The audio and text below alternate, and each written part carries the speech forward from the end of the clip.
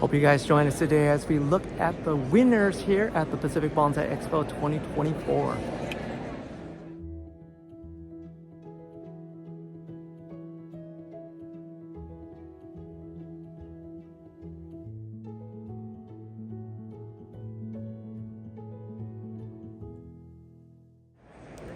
What's up, everyone? Welcome to the 2024 Pacific Bonsai Expo. I am so excited to be done with setting it up and gotten the whole thing open.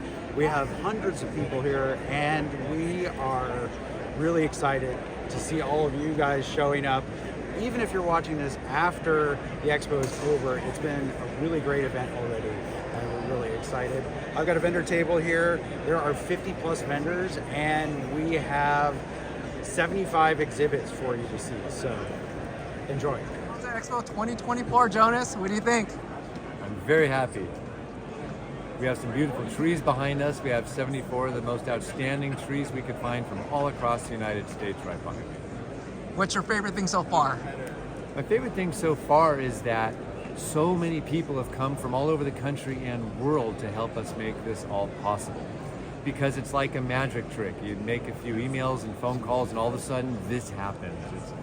I kind of can't get over how magical that is. What was the one thing that you were worried about in this whole show so far? Everything. And the one thing we didn't worry about is we had some fantastic trees up front, and so we were really good about that. But everything else, it's not real until it happens, and so having done the first one, we've learned that almost every day is another leap of faith that things will work out, and again, with the right team, it typically does work out. And then when's the last day of the show? Tomorrow? Last day will be tomorrow, so we run till 5 o'clock today and 4 o'clock tomorrow. Awesome. Thank you for your time. Thanks. Hi everybody, I'm Andrew Robson of Rakuyo Bonsai. I'm one of the organizers for the 2024 Pacific Bonsai Expo. We welcome you to our show. I think it's an incredible display this year. We're moving a big step forward in terms of quality of trees on exhibit. We have the largest vendor area of the country. We have newly added programs from all your favorite bonsai professionals. So we're really, really excited to be here. We're excited to welcome you all to this really outstanding event. Thanks for seeing us at the 2024 Pacific Bonsai Expo.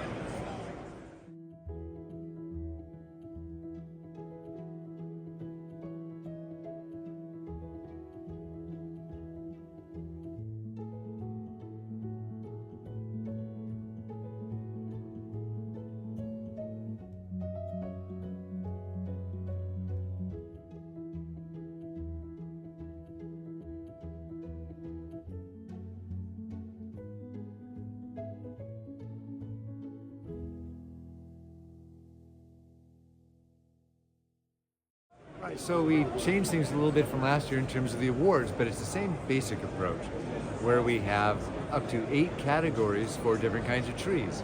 The new category is extra large, and so as long as the height and width totaled greater than 54 inches, that became an extra large tree, which is what you see behind me here. And so we have extra large conifers, extra large deciduous, and extra large broadleaf evergreens. Same thing in large, which would be 18 inches to that combined 54 or 64, whatever it was. And that would be large deciduous, conifer, and broadleaf evergreen. There's also a medium category and a shohin category. Shohin is 8 inches and down, medium is 8 to 18 inches. And so that kind of determines how the trees are displayed, and it's also how we organize the trees in the room. Beyond that, we have a Best in Show winner. And the Best in Show award goes to the tree that everyone in the room all together decided was the most spectacular specimen, and we're thrilled that it's a gorgeous cryptomeria this year. Really short, how, in a nutshell, how was the judging scored? The judging. What we did is the judges were actually the exhibitors. So everyone who has a tree in the show gets to join the exhibitor panel. And what we do is we give them a judging sheet, and they are able to award every single tree in the exhibit a score of 1 to 5. That's it. We tell them that 3 is average based on the trees in the room, and so people give out 1s and 5s. And then we actually had a guy build an app that normalizes the scores and figures out normalized scores per judge per category for every tree in the room. For the 3 of you who understand what that means, and it's a really cool system that just spits out the winners. Best in Show, we do ordinals, so we just ask every jury member or every exhibitor, what are your top favorite trees in order? And we do kind of a ranked choice voting and then give points for that. Awesome. Thank you so much. Sure thing.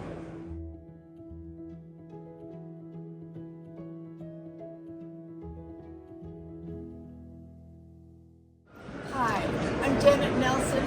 I'm ecstatic to be here. This is my first award.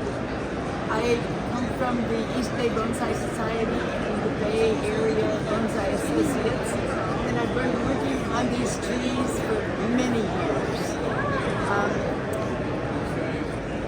I started this tree with a little whip in Jim Dremel workshop and have been styling it for, oh golly, 12 years now. This guy I inherited, this maple, from my dear friend Inga, who no longer can take care of the bonsai. And this Princess Persimmon, we always have a debate about where's the best front, and that will continue. This Shochibai, flowering quince, I just repotted this past week with Daisaku Mimoto at a new angle. It makes orange blossoms in the early spring, and this year it produced about 9 fruits, some of which are still on the tree. And this corkbark pine is actually my husband's tree, because my black pine was in last year's Pacific Bonsai exhibition. The crab apple I'm really proud of, because those are its own fruits. They are attached, they are real, and they belong on that tree. This is in a beautiful Heian Kozan pot that Daisaku Mimoto selected to go in this for this tree last week. So Daisaku also helped me arrange which trees should be positioned in which location, so that we have deciduous, and conifer and Broadleaf evergreen. So they're opposite each other. With the little stands underneath to elevate it to the height that makes the best appearance. And of course, this little hen and chickens is a mini accent plant with a jita of interesting shape. And overall, I'm just excited and ecstatic to win a prize at this year's Pacific Bonsai exhibition. Awesome. Thank you so much.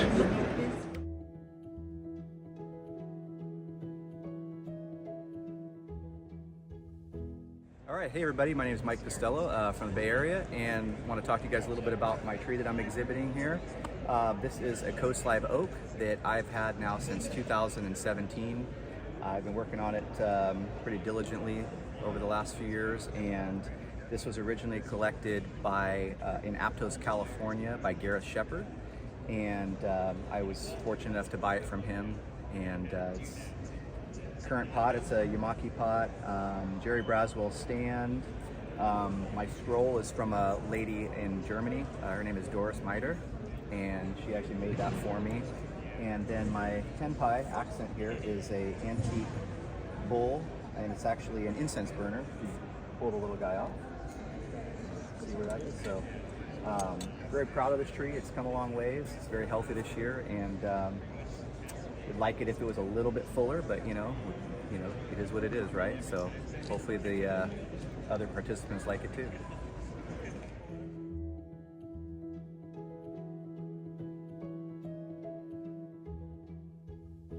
My name is Tony Henniger, and my partner's name is Ron Coe, and this is our tree that we got through Peter T., who got it from Jonas Dupree.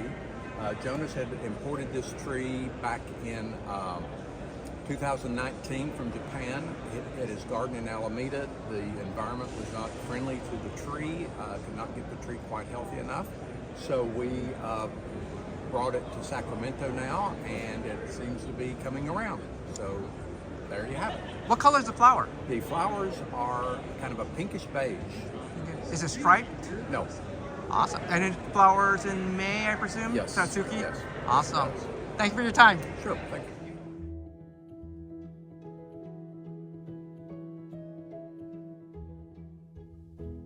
Yeah, okay. So this display of mine has 2 trees in an accent.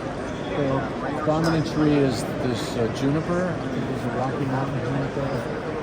It was grafted with shimpaku or Chinese juniper probably 15 years or so ago. It's been worked on primarily by Akio Kondo, Japanese professional, and Peter T. They call it the elk when it's got less foliage. There's antlers in the back. And I'm one of those people who name my trees. I know it's sacrilegious, but nobody knows what I'm talking about. Like, oh, it's the juniper that does this. Or it's the one with blah, blah, blah. So I call it, this one's called the elk. I'm quite pleased with this, first time it's ever been shown anywhere. It's accompanied today by a pork bark elm. That was, I bought it from Johnny Uchida in the early 2000s. It was probably twice as tall. It had a trunk about 3.5 inches in diameter at the time. I air layered off the top because the top was the interesting part. The bottom wasn't too interesting. Ended up selling it or giving the bottom away. Top took very well. It was a shohin. No longer a shohin. It's got good bark, good ramification. Been mostly worked on with Peter T. Makes a good second tree for medium conifers. So I was pretty pleased that it won. I think most people like it. Awesome. I'm pretty proud. I'm very happy to have won. That elm is impressive. I don't think the camera does the justice of the ramification, the barkage, because rough bark is hard to keep on. Yeah. No matter where you are, it's hard to keep on. Yeah. And then the juniper, that was California at one point? Rocky Mountain. The twisting, I don't think the camera can pick up the twisting. I think it's really dynamic where you have the deadwood on top and then the twist right down the middle. It's really dynamic. Awesome tree. Thank you very much.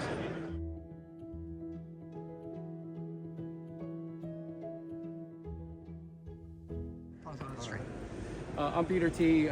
This tree belongs to my client, Christopher Rummery, and it is a Kishu juniper that was actually grafted onto a California trunk about 12 years ago.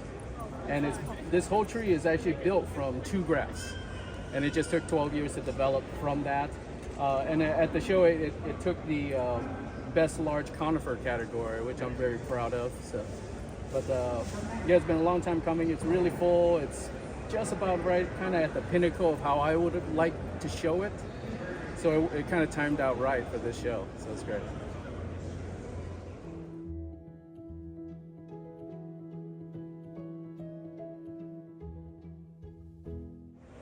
Okay, my name is Scott Elser. I'm from Portland, Oregon, and I've been doing bonsai for about 35 years. I collected this tree on the Oregon coast, pretty much in view of the coastline, but if you know anything about Douglas fir, they like to grow straight and tall, and your house is probably built out of Douglas fir wood.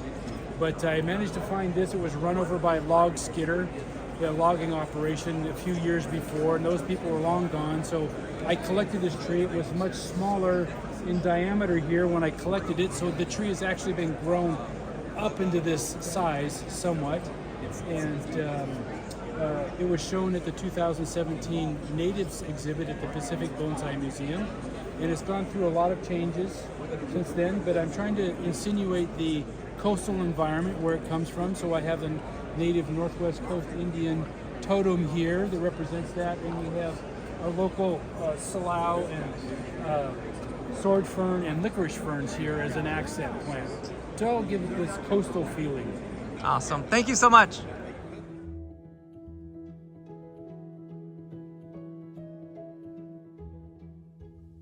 Hi, my name is Jeff Stern. I've been interested in bonsai as a hobby since about 2001 or 2. It's been a pretty good run. I've worked with a lot of well-known bonsai professionals. Johnny Uchida initially, Boone, Akio, Kondo, Raisako Nomoto, and in the last 10 or 15 years with Peter T. I had a funny hobby for somebody who in bonsai and orchids. That I lived in a condo in San Francisco with like a 30-foot deck facing east. Not a good place to grow either. So I boarded my orchids and my bonsai with Boone initially, the trees. My vote for best tree in the show. And then now with Peter. It's worked out really well. Anyhow, this tree I bought about one of my first good early trees that I bought, probably about 2004, I would say. People called it a small leaf hornbeam, green hornbeam. But in fact, I'm not sure it was small leaf or more that there were so many leaves that the leaves were small on their own, or maybe a combination of both. But in any case, I worked on it with Boone initially, and later with Daisako Nomoto, and then Peter the last 14 years or so. It's gotten really twiggy, they're quite pleased. It's fun, I like it. It's a once-a-year tree, more or less. We pot it every couple of years. But basically, it takes care of itself, water feed it. Occasionally thin summertime, get a little light inside. But I'm pretty happy with it, and I'm glad to see it win a prize. It seems to be popular with most people. Not that many really twiggy deciduous trees here in the U.S. yet. There will be with time.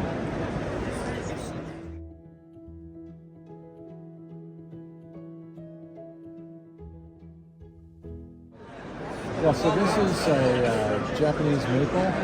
One of the things I like about this tree is that it was made here in the United States. I'm currently the third owner. The first owner, I believe, was like a senior Japanese-American bonsai guy. Somewhere here in Northern California. I forgot the guy's name. In fact, the second owner, I should ask him, is here. I should ask him his name again to find out who made it. Initially, it was 2 trees on a lot, and they airlaid a branch off it and put the 3rd tree on. And then it's old enough that it's fused everywhere. And it's kind of cool. It's not a particularly good rock Root over rock. Root over rock. But it kind of works somehow. It's softer. It's a lot of moss and stuff growing on it that makes it kind of interesting in my mind. So it lives with it. It's probably 40, 50 years old, I would guess.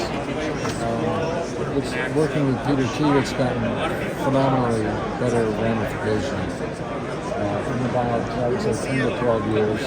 In another 10 to 12 years, it'll look like cocoa. We won't get into cocoa, but it would be that kind of ramification, at least twice as much. But anyway, I'm pretty proud of it. I like it. It's popular.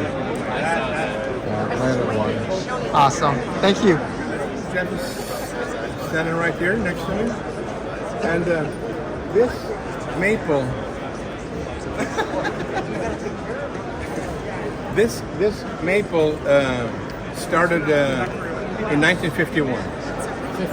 51. 1951. Oh. And the reason I was going to say that is because I'm outside the front of my house, and this rather dignified older lady who walks by with a younger lady, arm in arm. And I started talking. I talked to everybody. And I said, well, so what's your name? You live in the neighborhood? She goes, yes. I only live like five doors down. And I said, so what's your name? She goes, my name is Mrs. Kuge. And I go, Kuge? Like the Japanese guy who did maples? Yeah. And she goes, yes. And I go, come into the yard. Come in here. I'm going to have to show you this tree. And I was always able to keep it very healthy. But by it going to the mountains and by Peter T's expert work, he made it into this, which is a whole new level of fantastic bonsai. But it had originally, it had all the roots grabbing hold of the rock, so that was already there when I bought it. Oh, so this was in 1950. It was already a root over rock at that point. And I should do the timeline. So Mr. Kuge started it, and I said, when do you think it started, Mrs. Kuge? And she goes, I don't know. It's probably like 1950, 1951. Okay. And I go, it's 1951 because I was born in 1950. I was going to say, I'm going to change the story to 1950 because that's when I was. Exactly. So Mr. Kuge grew older, and Johnny Ochida, who bought it, and put it on sale, and then I can tell stories like this. I love Johnny to death. I did everything he asked me to do, but he liked the business. And if you had a fancy car, the price was higher than if you didn't have a fancy car. So I also learned another thing, that he really wanted to sail. He didn't want to go long stretch. So I waited till the rainy season. And it was like 5-6 days, maybe a week, and it rained every single day. And I went in to get the miner with the tree. And I got a discount, I think. He'd sold it to me for $600. Yeah. And what year was this? 10 years ago. No. More. Yeah, that's what I mean. Yeah. So it's before that. Even longer than that. Yeah. That's right, the 80s. Yeah, something like that. Don't hold me to it. But I drove home with that $600 maple, and I said to myself, what have you done? That was a lot of money back in the days. That was a lot of money in those days. You're out of your mind. Well, you saw a gem. You saw a gem in the rough. Yeah, You saw a gem in the rough. I loved it, and I love maples anyway. Was that with 2 trunks at that point? I think you told me that it was 2 trunks initially. Yeah, I air layered one. Yeah, it just needed a third one, in my opinion. So I air layered one. So it was originally 2 trunks. Yeah, and I air layered a big branch and made a third. Do you remember where from the tree that you air layered? Look, I can't find it. Oh, there it is. It's right there. Yeah, right there. It's where the branch was, and it was big and it was funky, and it competed with the maple stars. And no, let's just put it. You're talking about the one right there with the star mark? Yeah, in the front. Almost a silver dollar star. Yes. Yeah, I air layered that branch. Oh wow. Off, and I put it over there. And that happened 80s-ish? I don't know. I'm just... You're looking at the guy whose next tattoo is going to be his home address, okay? It's phone number, home address. I got it. But that's... So you're talking... This is easily an 80-year-old tree then. 1951. Yeah, easily. 70, 80 years old at this point, at least, because we don't know the weather. There's another reason that I thought it might not take all the credit that it should. Which is? For a maple to turn gray.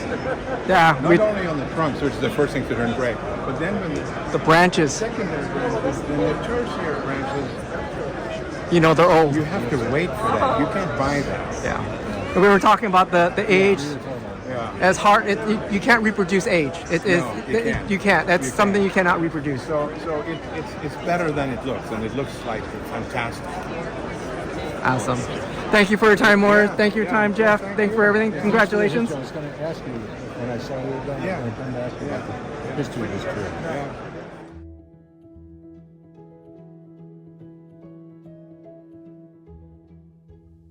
Where you're from?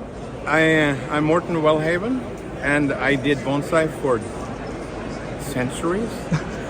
And this tree here came to me because I bought it. I was going to donate it to the collection north because Masi Mazumi was going to be one of the demonstrators. So I said, well, this looks like sort of a tree that he could work on. And he said, I hate cryptomerias. I don't want to work cryptomeria. So I also had bought a juniper. And he goes, I want the juniper. I said, well, I guess I'll take this one home. And then... How big was it when you bought it? It's about like this. Oh. But it was just sawed off flat. And you could not see an apex, so the foliage was there. One thing that I want to say about the tree is that I thought it wouldn't win because formal uprights, people don't find them exciting, but it's one of the most difficult trees to do. A formal upright is really difficult to do well.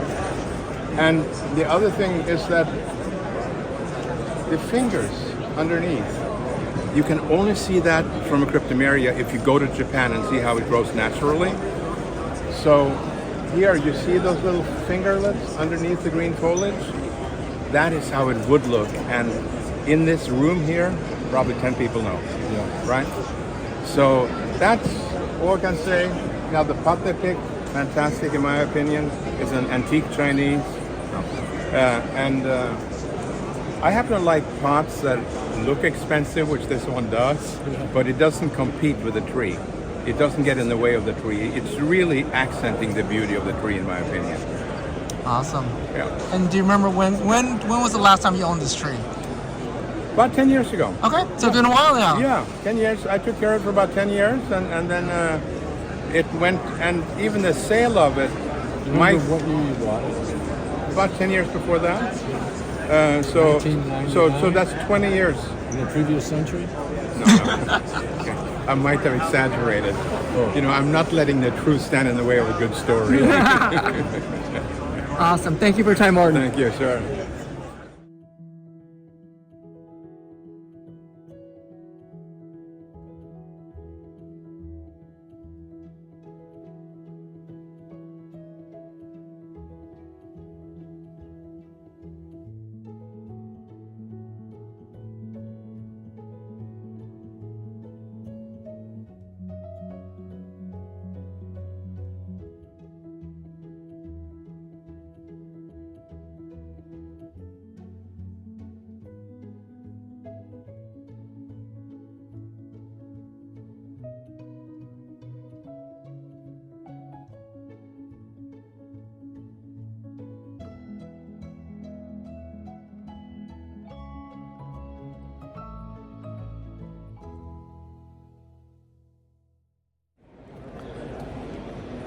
All right, I hope you guys like the commentaries from each of those winners here today at the 2024 Pacific Bonsai Expo here in Oakland, California.